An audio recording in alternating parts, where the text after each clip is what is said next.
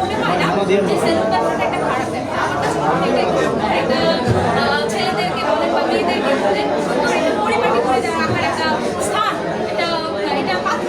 আর salon ব্যবসাটা আমরা সাধারণত সেলুন ব্যবসা বলতে চাই না। আমরা মিডিয়ার মাধ্যমে আমরা আর কি সুন্দর করে বলবো, এটা প্রথম হচ্ছে হাঁটু বেড়ে বসে চুল কাটা হতো, এরপর আধুনিক যুগে হয়তো নর্মাল একটা সেলুন, কিন্তু এখন শুধুমাত্র সেলুনই বলা হয় না, এখন বিউটি সেলুন বলা হয়।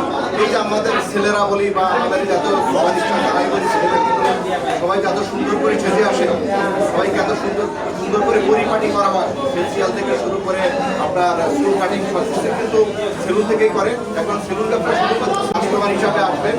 আমরা শুধু বিডি ইমরান নয়, আমরা চাই প্রতিজন সেলিব্রিটি যেভাবে এখন ব্যবসা থেকে ঢুকছে, কারণ মিডিয়া দিয়েই হচ্ছে শুধু আমাদের মানুষ চলে না। আমরা যদি বলি বাংলা চলচ্চিত্রের অনেক বড় বড় সুপারস্টার নায়িকা যারা আছেন তাদের অনেক সেলুন আছে নামে বেনামে, অনেক বিজনেস করে। আমাদের বিডি ইমরান নিজের সাহস করে ওনার নিজের নামে একটি সেলুন করেছেন।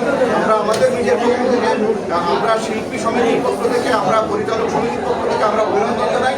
আমরা চাই আমাদের প্রতিজন যারা আছেন শুধু সেলিব্রিটি নিয়ে থাকলে হবে না, আপনারা কর্মক্ষেত্রে থাকবেন নিজেরা।